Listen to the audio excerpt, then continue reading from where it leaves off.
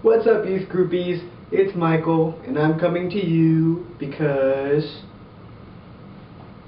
well, I don't really know why I'm coming to you, but I figured it'd be cool to mix it up and do a video this week instead.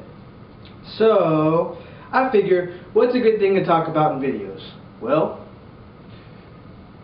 we're in youth group, and so Bible is probably a pretty important thing to talk about. So I figured I'd talk about the Bible, but figure y'all don't want to be bored, and so I think I'm going to talk about the Bible stories, or a Bible story, that was banned in Sunday school.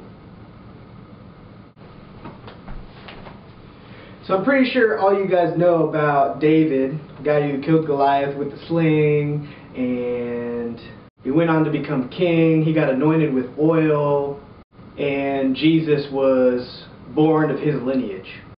So, some things you might not know about David are that he was actually a brutal warrior killing machine who killed lots and lots of guys. So, well, maybe you did know about that. But I'm going to tell you about one of his exploits, along with one of his buddies, I guess you could say, named Saul.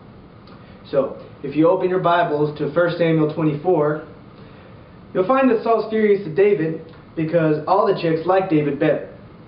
And they even make up songs about how David killed more people than Saul. So Saul starts chasing David all around the country in order to pierce him through the heart with his spear. Yes, pretty awesome. So Saul, the same guy that went to David and said, "Yo bro, you think you can kill Goliath? Be my guest. Here's my armor. Go for it. I'll even give you my daughter and a bunch of monies if you can do it." He might have been like 12, 13 years old. Some people speculate he was 17 or 12. So you would think at this point that Saul was pretty buddy-buddy with David, you know, him killing Goliath and all and saving Israel and all that stuff. So, but the problem was everybody liked David a whole lot better. And David was growing up, and then suddenly Saul's figuring out that David's supposed to be king, and all sorts of stuff's happening, and you know the story.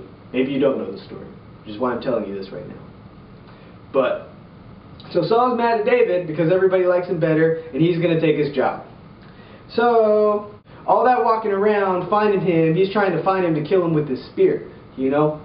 But in the middle of all this walking around, you know, if you're walking around for a long, long time trying to kill somebody who is kind of destined and anointed by God to take your job because you messed up, well, kind of makes you have to go, you know, like go.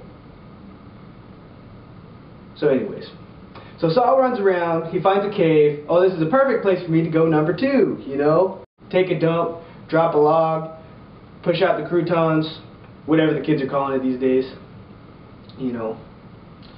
Unfortunately for everyone involved, David and his mighty men and all his other bros were hiding in this particular cave in the back, you know. I can just imagine it, you know. It's like David and his mighty men whispering at each other in the darkness, like, "Who farted? Dang, Uriah, that hummus is not kind to you. It wasn't me.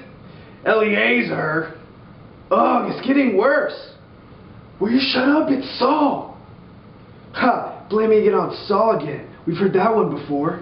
"No, really, it's Saul, right there."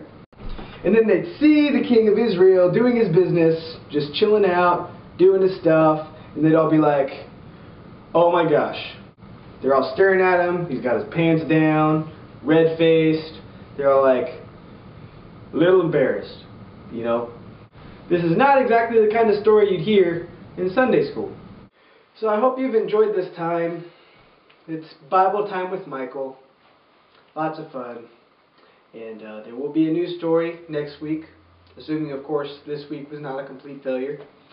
But remember, read your Bibles.